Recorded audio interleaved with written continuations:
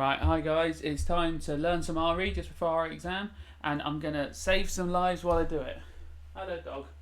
The dog's here. You're right dog. Dog. She's here. Oh, sorry. You're alright. Dog.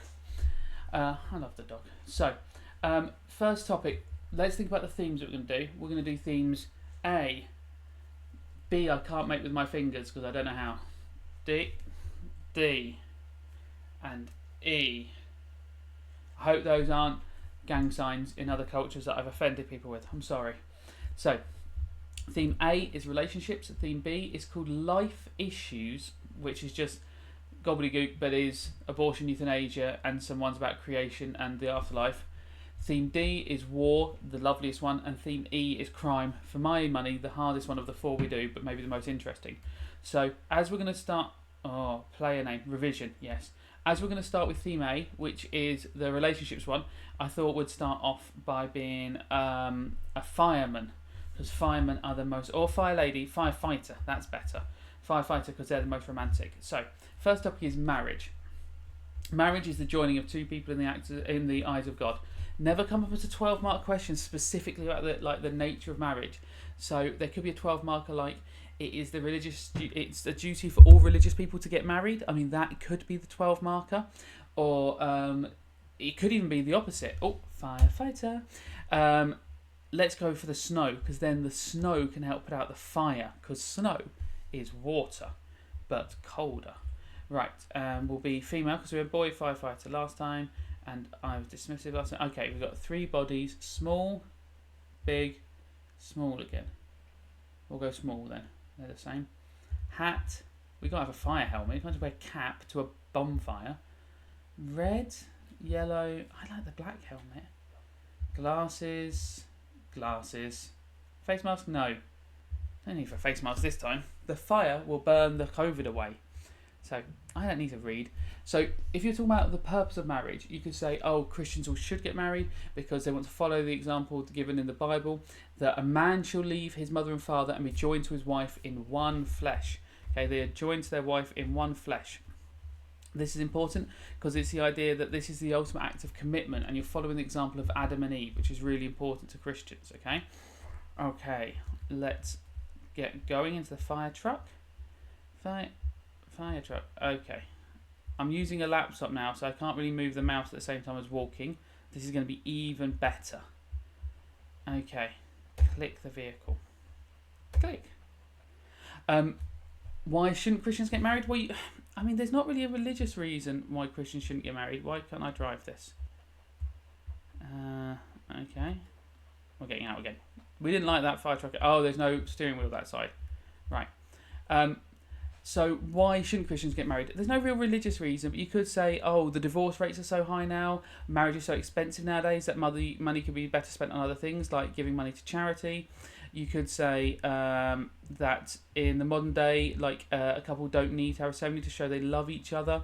That's unnecessary. But if you're going to argue religiously, there's not really a good religious argument or a strong religious argument against the concept of marriage. I would always argue marriage is important. What other things can we talk about in this topic? Well, you could talk about... Go forward? Yes, go forward. I've got to set the job, haven't I? I'll wait for the job to be. Cohabitation. Cohabitation is living together before marriage. Okay, so if you see cohabitation, in it's got the word habitat. If you see the word habitat, you guys should all know that means living. Like the habitat of the fox is wherever foxes live. Underground? The habitat of the polar bear is snow, like I am in at the moment. The habitat of the owl is in a tree. So if you see cohabitation, you know it's a question about where things are living. So you do, are people living together? Oh, that made a noise. So why should I... Oh, okay. I've got a job. Ladder truck. I don't have a ladder truck. Maybe I do. Did I accept it? Revision responding to structure fire. Yes. I've forgotten. Oh, yeah. Okay, I've got to go towards the green on the map. Double crashed. Right, so we'll go towards the fire. So why would religious people be against cohabitation? Because most religious people, it's an easy argument to say they're against cohabitation, in my opinion. I'd be saying stuff like, oh, it can lead you to the temptation of having sex before marriage, and that's wrong. Christians want to wait until they're married, and they want to wear the white dress to show they're pure. Flee from sexual immorality. Flee from sexual immorality. Run away from things that are inappropriate sexually. But then my argument in favour, I would be going like, well, actually, maybe we want to go... because we have to go round a mountain. We can't go over mountains. Not that clever. Is this snow or is this sands? I don't know. It's either snowy or sandy. It's hard to tell. I'll be going, well, maybe they want to cohabit so they get to know their partner better so they don't get divorced later. You can reference the fact there's lots of divorces. What God has joined together, let no man pull apart. And you can be like, in modern times, people want to live with their partner because then they get to know them better. It will build a stronger relationship and lead to less divorces, hopefully, in the future. That is a nice, simple paragraph, okay? And then you go, however, this is a weak argument, if you want to do, and say, the couple may be tempted to engage in sexual immorality and sexual marriage because of that closeness they would feel when they are living together. They may even share a bed. Shock, shock, horror, horror. I mean, crimes against humanity. See, that's fine. It's all fine. So that's cohabitation, to live together before marriage, okay? As in a romantic couple, okay? Not just two mates sharing a bunk bed. This is a train track, this isn't a road. Other topics may come up, and I mentioned it briefly then, divorce. Divorce is the legal ending of a marriage. It's not when the marriage just splits up. You've got to say it's the legal ending, because that could be a separation that ends a marriage. That's not enough. Divorce is when a marriage... Okay. What's that? You can't see me pointing because I'm pointing to the screen. Okay, we'll work out where we're going. Oh no, the train track ends. Okay, we'll stop here for a minute. So divorce is the legal ending of a marriage. Christians are going to be generally against divorce, and if you want to split it down, Catholics are probably more strongly against divorce, or certainly more strongly against divorce historically. I can't get up there.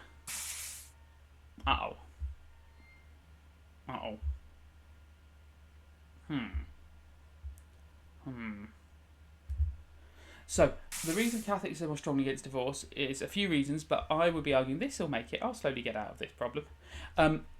You're breaking your vows. Your vows are promises to God. You should never break your vow. No. Okay, we'll just keep doing this. This was slowly working. You promising your vows till death us do part, or till death do us part. I don't think any examiner is going to take marks away from you if you get the wording of that the other way round, but technically I would try to do till death us do part, but I'm not going to scream and shout about people who do it the other way around. And then the other quote from the Bible is, and I said it before, what God has joined together, let no man pull apart. Once God has joined you, no one can pull it apart. But the arguments in favour of divorce are going to be, God is compassionate and all-loving. He would want you to be happy. It is not good for man to be alone, so you should be able to... Oh, no, that's a bad quote for that situation. Sorry, that's about remarriage. That's a better one for that. God is all-loving, and so he would want you to be in relationships. God is all loving, so he'd want you to be happy in your relationship. So if you're unhappy, you should be able to get a divorce. That's a much better argument, Mr. Minton, talking nonsense beforehand. Or then I might say something like, oh no, the yellow bits, the green bits over that way now. I'm just driving completely the wrong place. I am the worst fireman in the world. Sorry. I might also say that divorce is good because what if my partner has cheated on me? Thou shalt not commit adultery.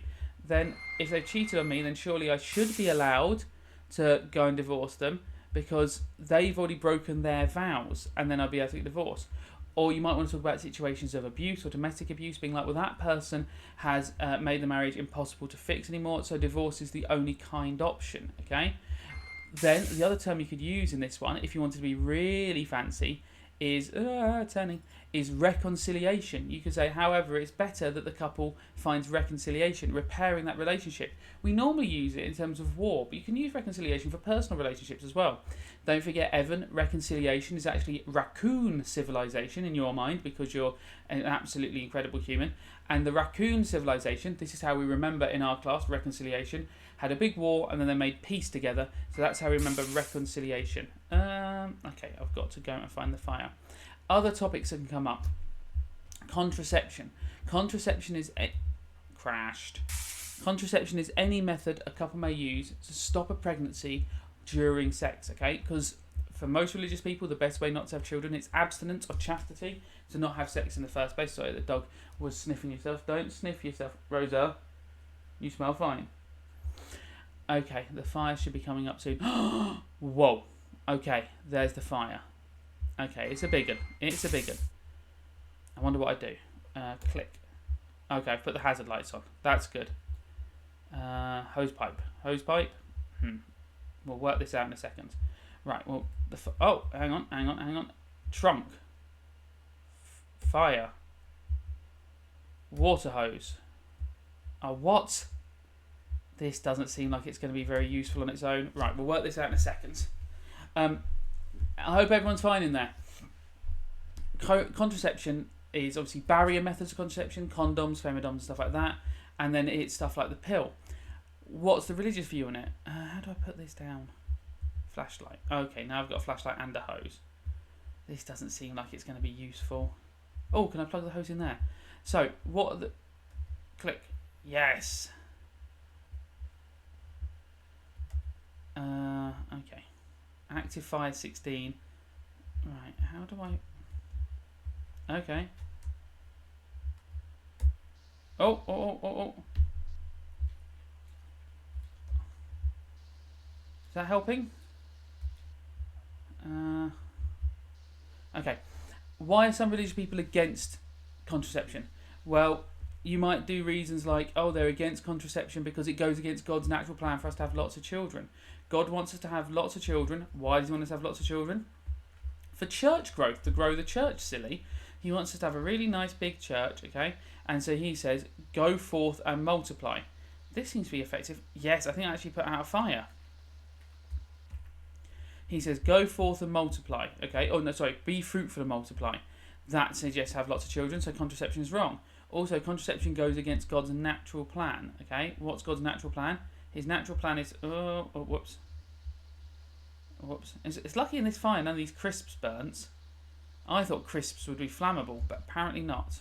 Okay, let me get closer to the fire. We're a brave firefighter. Oh. So brave, we put the fire out with our minds. We're a super firefighter. So contraception goes against God's plan because he wants you to have lots of children. Oh, the fire hose is just all on the floor. We're going to trip someone up with this. Probably ourselves. There's still a fire up there, I think. Right, well, that fire seems to go out, and that's fine. Why are Christian people in favour of contraception? Because it's Christian people you can talk about as well, and I've done multiple answers about Christianity. Well, you could be like, well, God wants us to choose how many children we have because he wants us to be able to look after those children. Why would he want us to do that? Because he wants us to raise our children in happy homes and because he is all loving. So we should be able to choose a number of children that we have so we can raise them properly, okay? That would be a good thing. So that's a nice simple argument, okay? That doesn't look like it's working. Fire the water up like that? No. Okay, we'll work out how to get on the roof in a second. Maybe we won't put those ones out. Roof fires are fine. So, it also can stop diseases. Now, link that in your next module to sanctity of life. If it stops deadly diseases, that is a good thing because that protects human life. All life is sacred because it's a gift from God, so we should protect it. So contraception, you can go either way. A nice quote for this one is, do not spill your seed upon the dusty ground. Okay, it's a classic.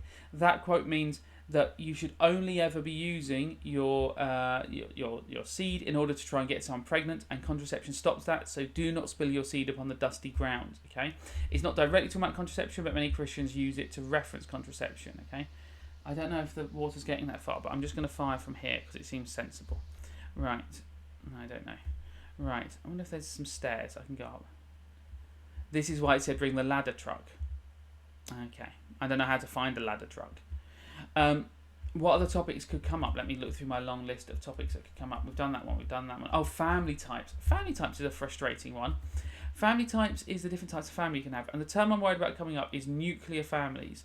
So nuclear families is the idea for some Christians that the ideal family type is a nuclear family. A nuclear family is a married mother and father with children. Okay, why is this ideal? Because they believe that this is the perfect family unit. Okay, as Adam and Eve lived as a married couple and had children, so we should all try and replicate this. It gives you a male role model and a female role model in the house. It is how most families are within the UK, give or take the marriage part of it. But most families in the UK are a mother and father living with their children. This would be a nuclear family.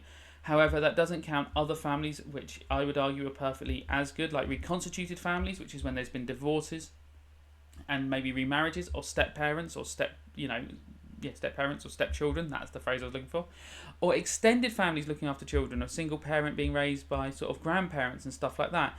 That would also not quite count as nuclear families.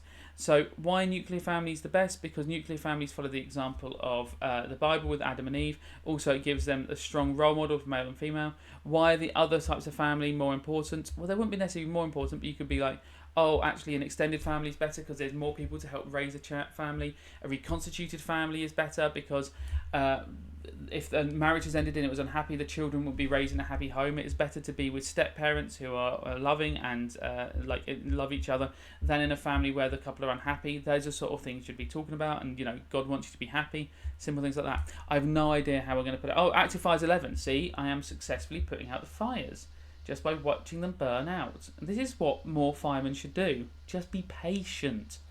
Other things that could come up is gender discrimination. Now, I'm going to be very clear on this one. Gender discrimination in the exam is just about gender, male and female. There's nothing in there that wants you to talk about transgender rights, okay? That is an interesting topic. It's one that you might have lots of strong opinions on, but unfortunately it's not one the exam board are looking for, and you're going to end up getting yourself into such a quagmire and probably move away from marks.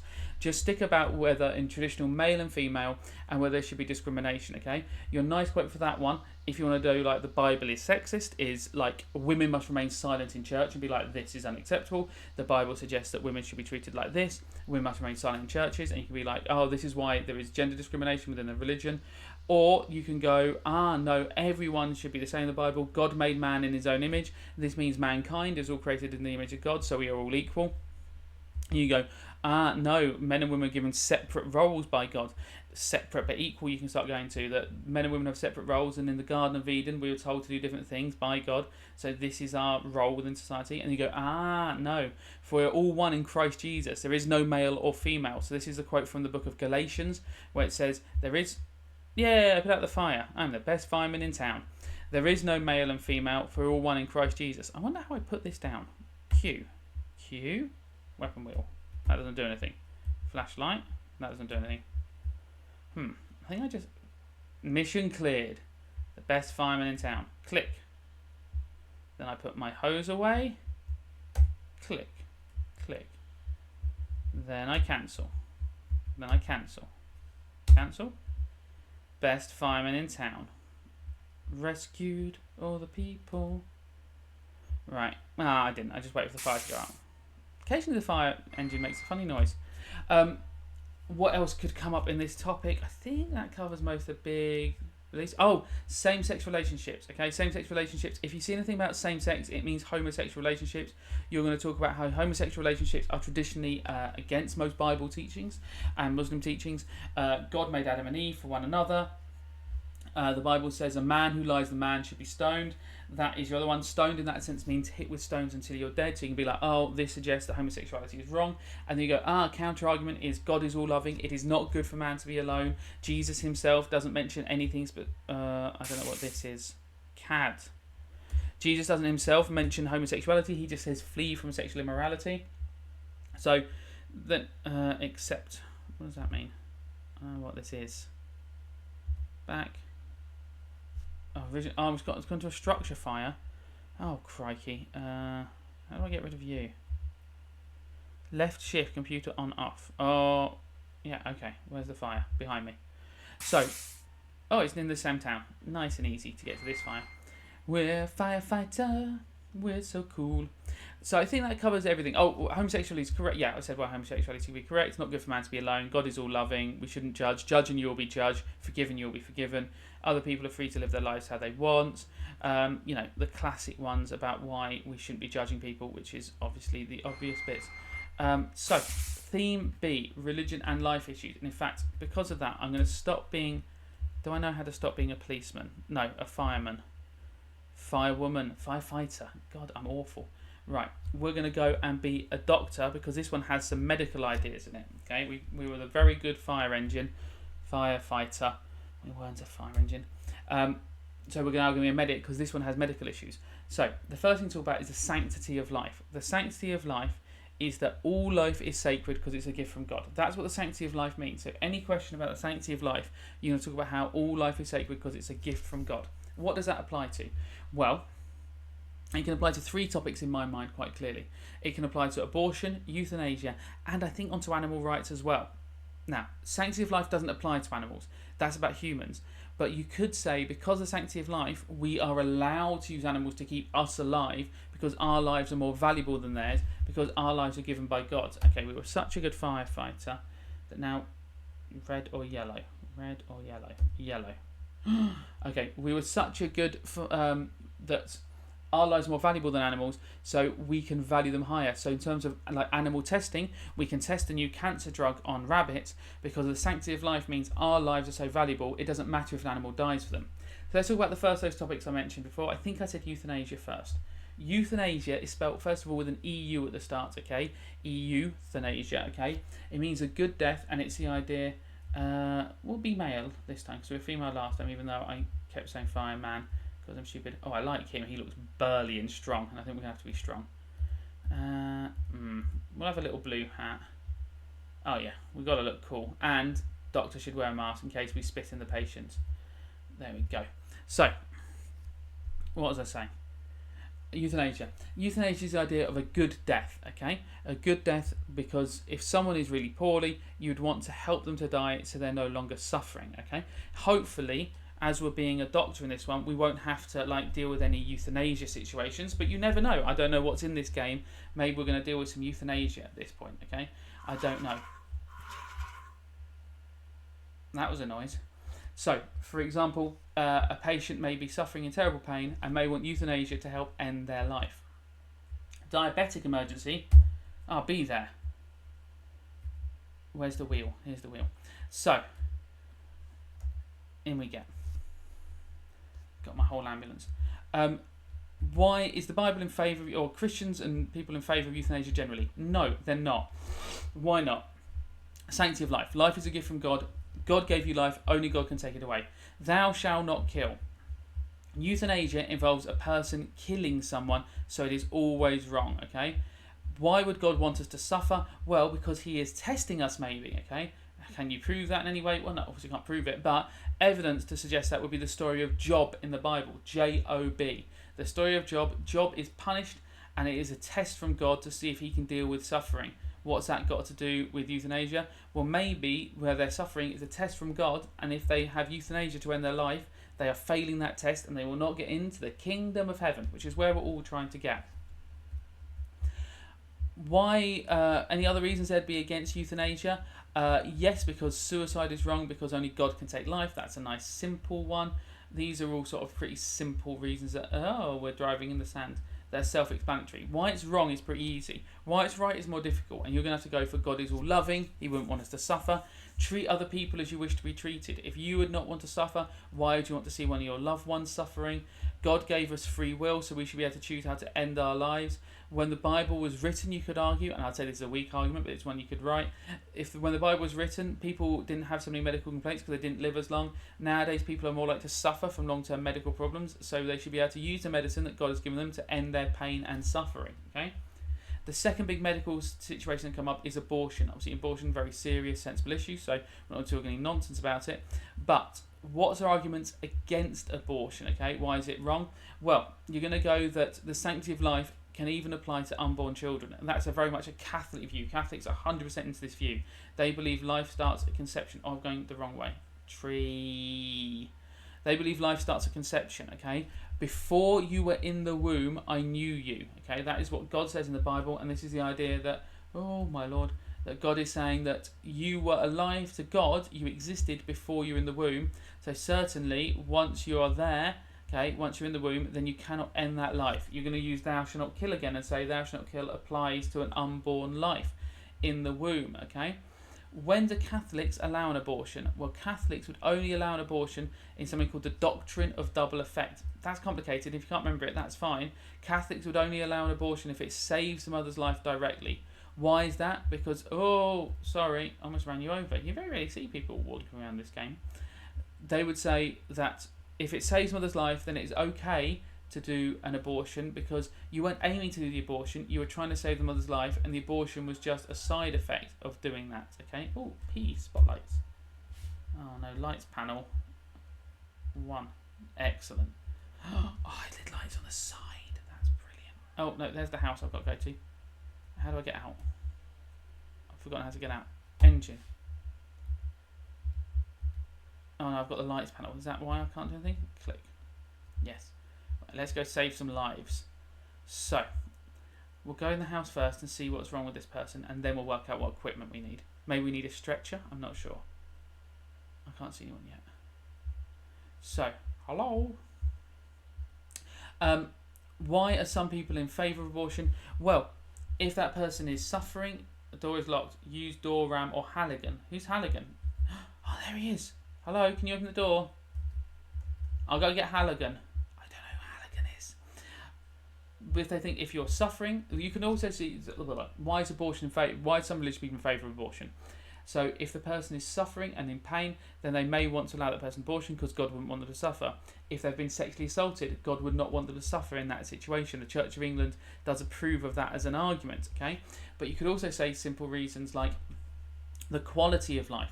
So some Christians would argue that if the child is going to have a very low quality of life, then it's better they have an abortion than to suffer. There are some birth defects that are so serious that that would be cruel to have that child to live. Rescue. Halligan. There he is. Right. Oh, he's a crowbar. Why is he called Halligan? Maybe he named his crowbar. Who can blame him? So you're going to argue that abortion is a good thing because it allows the mother to be happy. It can stop the child in a situation such as sexual assault. It's a situation where it saves the mother's life. It is a correct thing because you're saving a life, and that is a good thing. Well, yeah, I'm using the Halligan. Okay. Halligan. Halligan. I've got the Halligan. Stop telling me to use the Halligan. Weapon wheel. Q. Q, Q, Q. Well, I don't know how to use the Halligan game. Click. Oh, okay. Yes, Halligan. Click. Procedures group. Yes. Inspect patient. I don't know how to inspect the patient. Click. Interact using med bag or other items from a vehicle trunk. Well, not the Halligan. The Halligan doesn't seem like the tool to help diabetes. It seems like the opposite tool. So, I think that covers abortion. I did get distracted by the Halligan quite a lot because it's called the Halligan. Halligan. Overall, you're going to say, for most religious people, abortion is a last resort that should only be used as such, and is only a good thing for most religious people when it saves mother's life.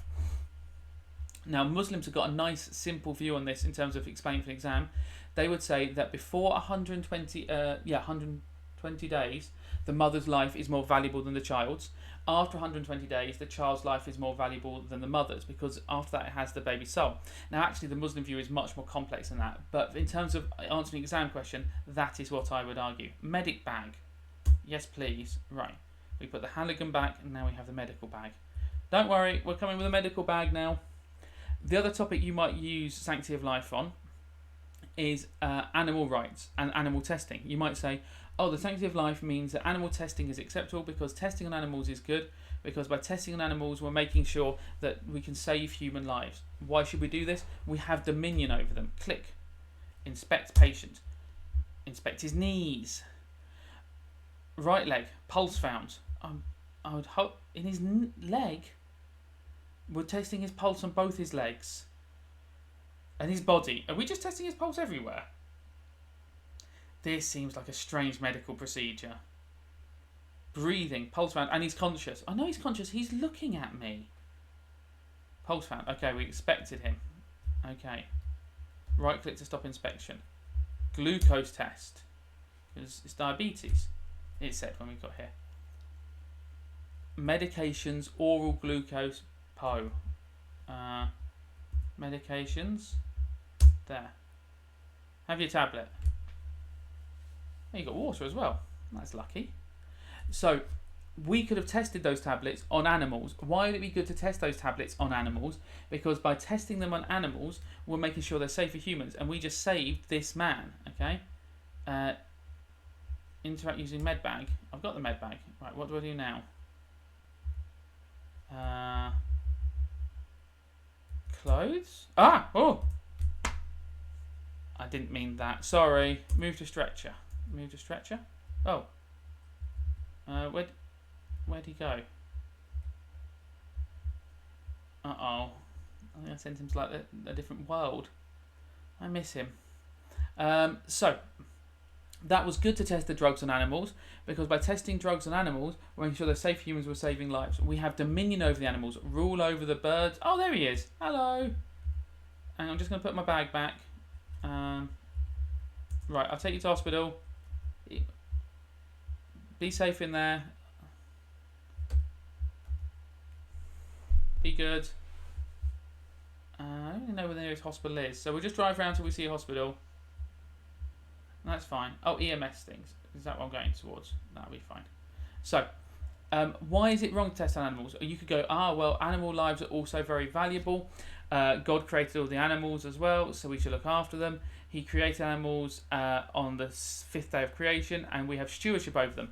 However, any 12 marker always argue that we should be using animals, because the Bible is pretty clear that we have dominion and power over them, and that all the quotes we use to defend humans, like "Thou shalt not kill," "Love thy neighbour," "Treat other people as you should be treated," do not apply to animals. They only apply to humans. That is your counter argument to that.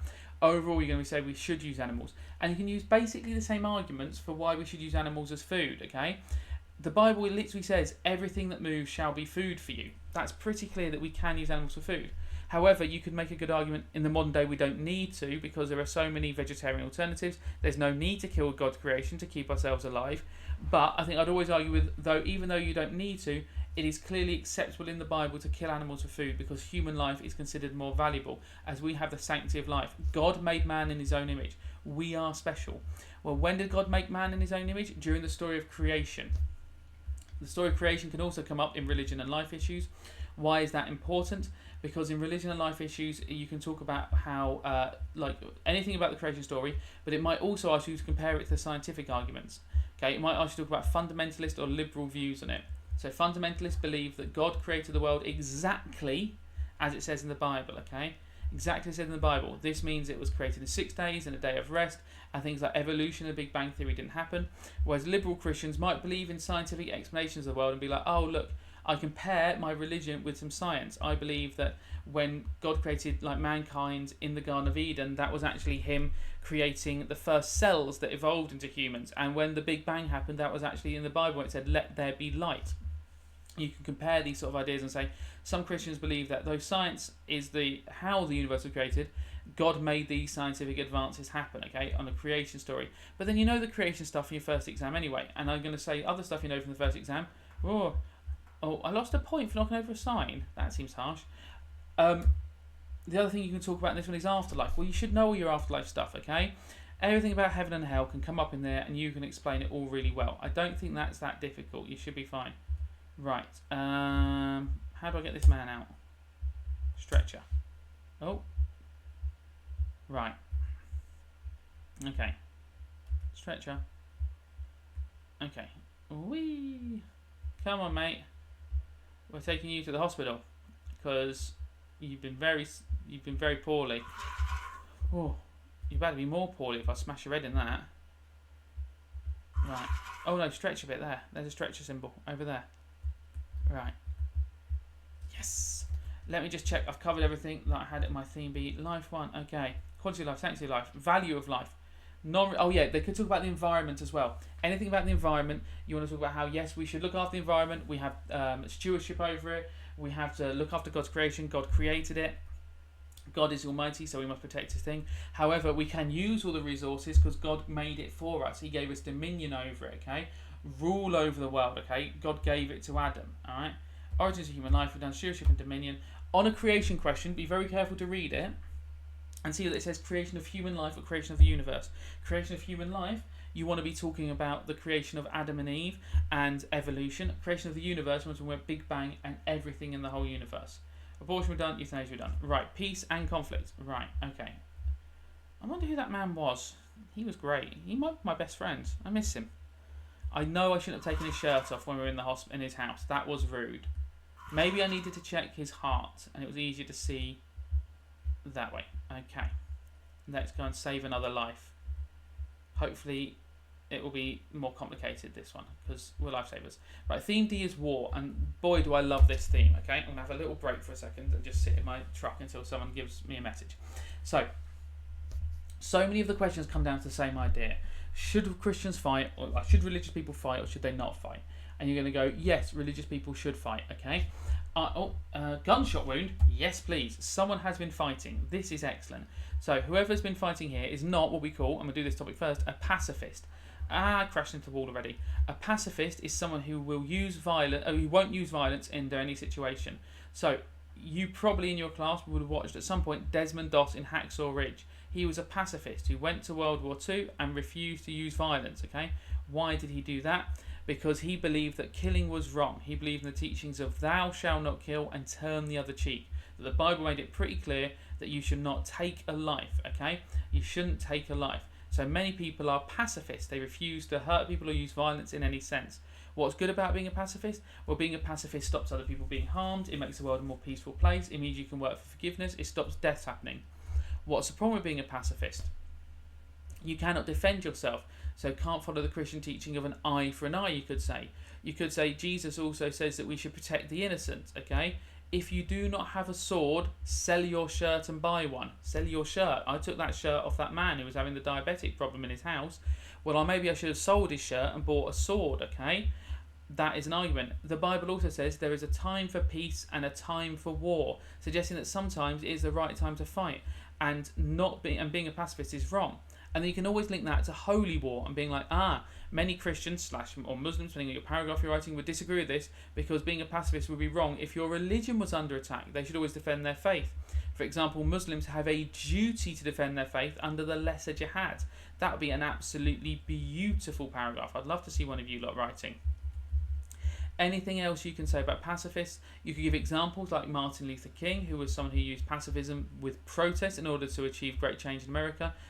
Gandhi's a good example, but he's a Hindu, so you're going to have to make sure you know some Hindu terms. So I wouldn't recommend using him unless you're really confident of using Hinduism. And I haven't taught you any Hinduism, so unless you've gone somewhere else and learnt the Hindu quotes, don't risk it unless you know it, okay?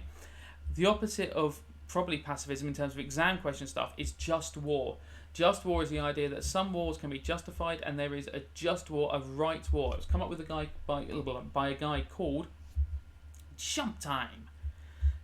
Not Jump Time, he wasn't called Jump Time, called Thomas Aquinas. Thomas Aquinas was a Christian saint, and he came up with his rules of just war, which is his rules of when to fight in a war. So he was like, it must have a just cause, as in you must have a good reason to go to war, as in protect the innocent. It must be a last resort, you must have tried all other things first. You must have the right intentions, okay? It must be proportionate, and you must have a chance of success, CLIPS, clips.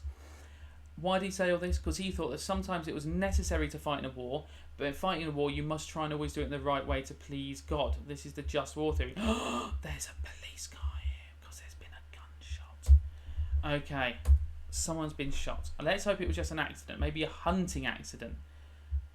We'll go and see. Other things that could come up. This is brilliant. How to help victims of war. Okay, so maybe this man is a victim of a war. Open the door. Use the ram. The policeman's already here. The policeman's in the house. Policeman, open the door. Use door ram or Halligan. Are you serious? You're not going to let me in. What is your beef? Oh, I can punch. Punch the door open. Punch. Punch, punch. Punch, punch, punch. Punch? Right, okay, we best help the victims of the door. Time to get the Halligan. Right. Oh, I can run if I hold that button. So, why should I help victims of war? Well, I should help victims of war because the same things you're going to say for why you do all good deeds, okay? Rescue. Halligan. Right, so you've got love thy neighbour, easiest quote in the world. Treat other people as you wish to be treated. When the parable of the sheep and the goats, when we help other people, we're helping Jesus, okay? Always simple to say why we should help them. Why shouldn't we help them? Well, you could argue it's not really your responsibility to help victims of war, even though Jesus does say, love your enemies, so you could say we should help people even if they're our enemies. Right, I'm going to put the Halligan back now, even though you just wouldn't open the door. Selfish police person. Right, so, these police officers being so selfish. So basically, I think in a 12 marker, you'd always argue that you should That is my bag. Right.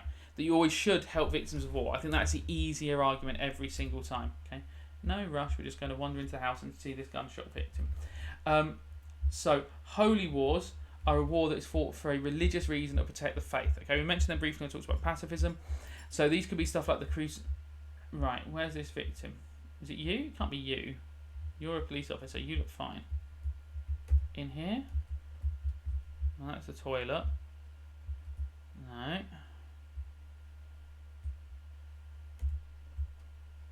Hello. Well, that's the kitchen. This person doesn't have a bedroom. Police officer, where do they sleep? Oh, around here. Oh, there's an upstairs. Well, why don't you tell me that, Officer Lazy Bones? Oh, I couldn't be bothered to help. I just thought I'd stand down here and look out the window. You absolute doofus, Officer Ladybones. There's no one up here either. Right, I'd hate my toilet to be on the bottom floor if I had a bed up there. I'd always be falling down the stairs. Right, Officer Lazybones. Is it you who's been shot? No. Where's this gunshot victim then? Why is your car in the garden?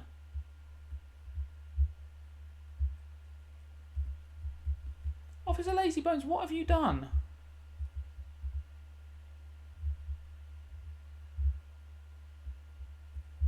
Officer Lazybones, did you shoot this person? Am I looking for your victim? Why are you here and not helping? Officer Lazybones, what have you done? Oh no. I'm not using the I'll just walk round. I'm not using the Halligan. Genuinely don't know where this person is. This is worrying. So holy wars are wars fought for religious purpose.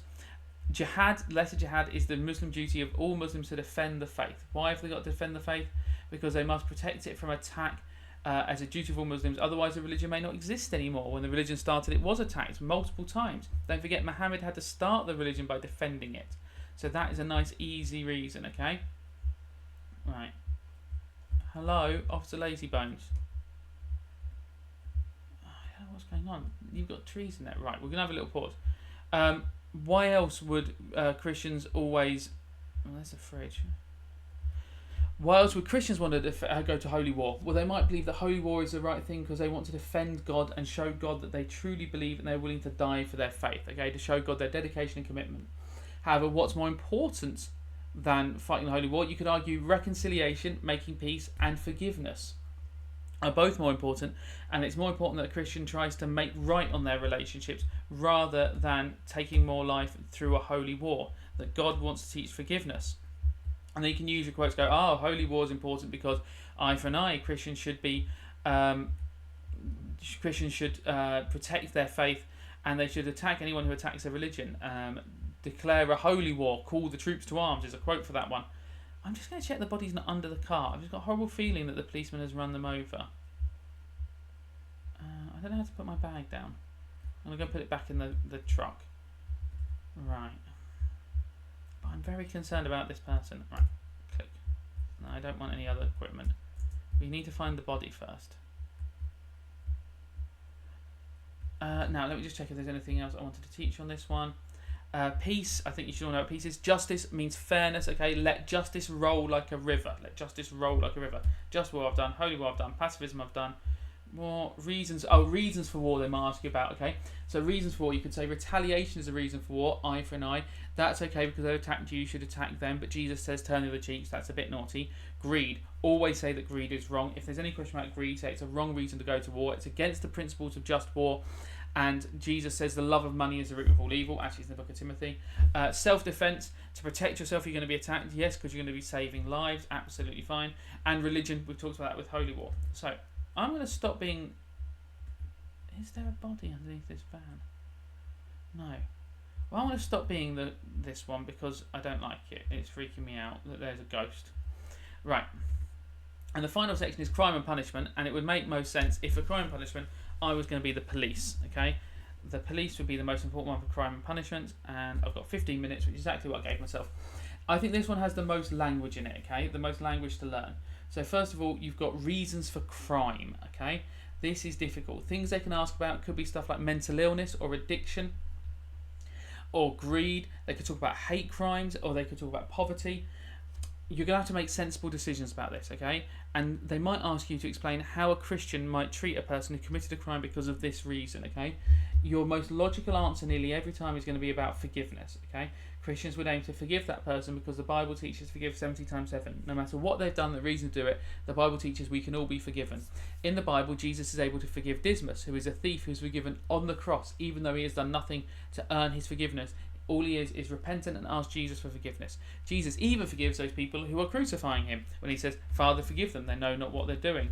This all shows that people should be able to find forgiveness no matter what, okay? That sort of thing I will be saying, right, let's be policemen. And then I'd want, like, if there is a question about the reasons for crime, mention the reasons for crime in the answer. I know it's frustrating, but you might lose a mark if you don't say, a way a Christian would treat a person who's committed a crime because of greed is they might want to forgive them. Because the example would love seeing that word in the answer. Just make sure you use the words from the question in the answer. And then your second point, you might want to be more specific. So talk about how greed might be a more serious crime because the Bible says that thou shalt, like, love of money is the root of all evil. You shouldn't be jealous in the 10 Commandments.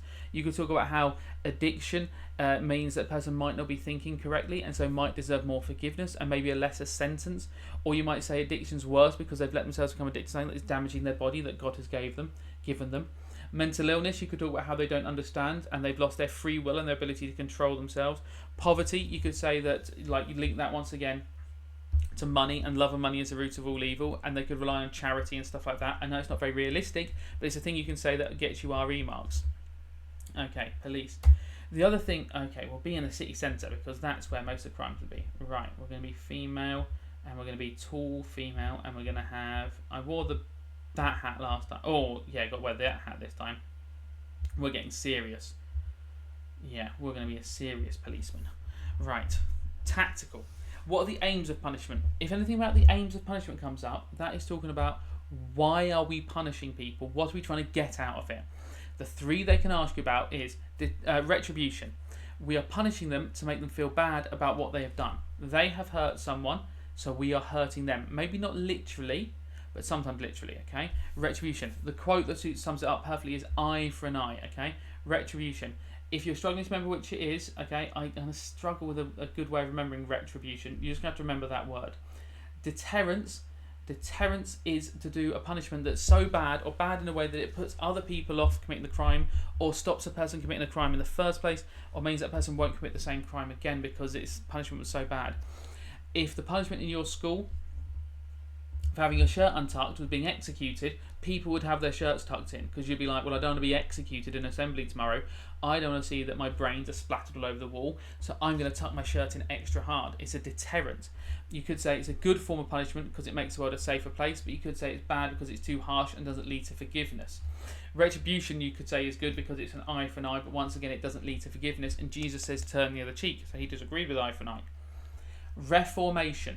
Reformation is to change the person's behaviour so they don't do the crime again, hopefully making society a safer place and making them a better person.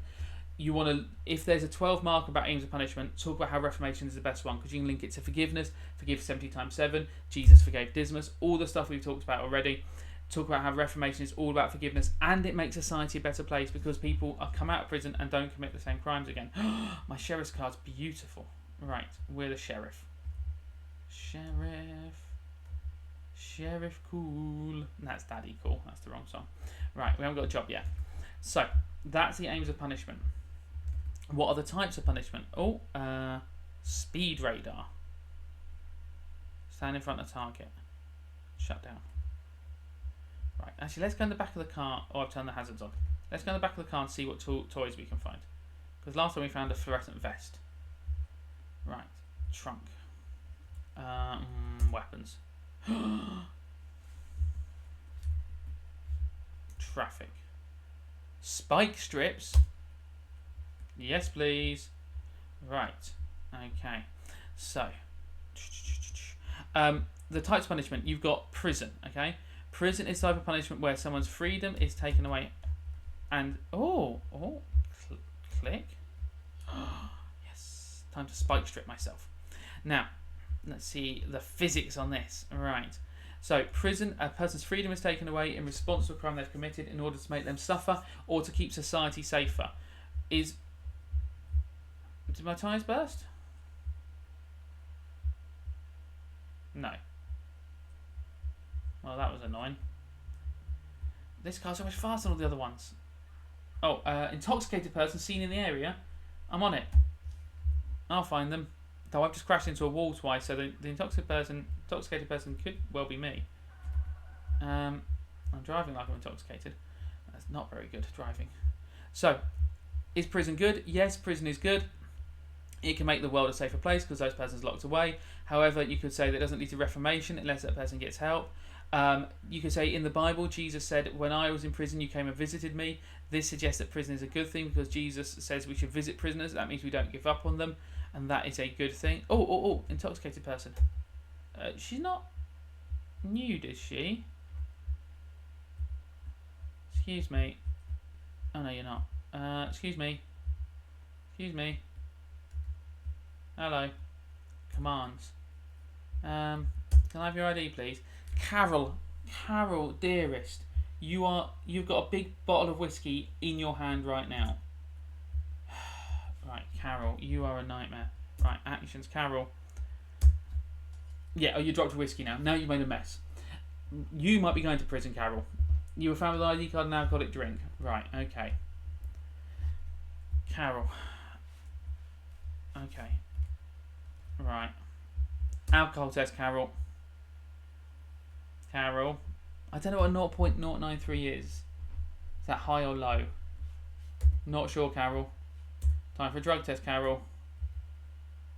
I don't know what happened there. Right. Carol, it's time for you to be handcuffed. You're coming downtown. So, what should we do with Carol, okay? Now, we could give Carol prison, however, that might not lead to reformation. So maybe we should give Carol community service. This is working out beautifully. Why do we give her community service? Because the Bible says forgive 70 times 7. By doing community service, she can actually come and make society a better place, okay? She might be... Oh, the bottle's disappeared. She might be able to go to clean up some of the mess she's made, okay? Like, Carol is... Carol, who's this? Why has it suddenly got dark? Right. Carol, who's this guy? Right. Carol, right, what's your name? Angelo. Are you serious, Angelo? Right. Angelo. Right, now you've dropped your bottle as well. I got an alcoholic drink. I don't know, is it a crime to be drunk? Maybe it is in this town. It is in this town. Right, Angelo. Angelo, you're much more drunk than Carol as well. Angelo. Right, you're coming with me, Angelo. Okay. Right. Grab Angelo. Right, I'm taking Angelo back to the car first, Carol. You wait there. You're an absolute pair of rotters, you two. So, we can give them community service, and hopefully, by giving them community service, they can make the community a better place. They can reform, so Carol and Angelo can actually become better people at last. Carol's been a nightmare for years. Oh, Carol, I'm sick of this, Carol. Sick of you, Carol. I'm here every day. You're always drinking whiskey and looking in the bins. Angelo's new, though. He seems nice. So, Carol, we're going to take you down to the police station, and we're not going to put you in prison. We're going to give you community service so you can learn a lesson and be reformed. However, some people say, Carol, and this is real arguments for the exam, that community service isn't harsh enough and Carol wouldn't learn her lesson. So maybe Carol should have a different punishment, such as, oh, there's no map. Muffer map. Muffer map. Muffer map. I don't know where the police station is. Oh, Muffer map. Okay, there it is. Fire department, police station. There we go, got it on the map. So, maybe we should give Carol corporal punishment. Being whipped or being hit. Okay, that's what corporal punishment is. I remember it by thinking of a big corporal, okay, like a soldier man, and he's whipping all the other soldiers, okay? Corporal punishment, okay? Or maybe his name is Corporal Punishment. I'm Corporal Punishment, and I love to hit my soldiers. It's too late, and I've gone a bit weird. So, crashing Carol, this is your fault. So, corporal punishment, you might say, is good because it's a deterrent. Maybe if Carol is whipped, then she won't do this anymore. However, I would say, and most people say, that's too cruel. We shouldn't be hurting people, and this is unnecessary. We should be treating Carol with love and compassion. Love thy neighbour, okay? We should treat all people with respect, even if they are Carol, Okay, so maybe corporal punishment is too cruel. However, in the Quran it says chop off the hands of thieves or cut off the hands of thieves. So yes, it is used. And the Bible, it also says spare the rod, spoil the child, which is a suggestion that if you do not hit people and hurt them with physical punishments, then they can become bad people. Well, Carol, I don't think that's happened to you. You weren't that drunk. You were just stood there, really, Carol. Maybe I'm being too angry at you. Now, the other punishment we could give to Carol is capital punishment, that Carol is executed for her crimes. That would seem very harsh, okay? Capital punishment or the death penalty is when someone is put to death for the crimes they have committed. Why is that a good punishment? Well, you could argue that it's retribution. If they've taken a life, they should have their life taken. You could argue that it's also a form of deterrent because other people won't commit similar crimes because they'll be too scared to. If we started executing Carol for her crimes, Angelo's not going back to the boozer and buying more bottles of whiskey to drop on my lovely floor, okay? That wouldn't be happening. Not a chance, okay? You could also argue that it could be protection. By executing those criminals, they no longer can harm people. What's the downside of capital punishment? Well, it takes a life which God has made sacred. We've already talked about the sanctity of life. The Bible says thou shalt not kill. Jesus says turn the other cheek, but Jesus also stops an execution. And he says,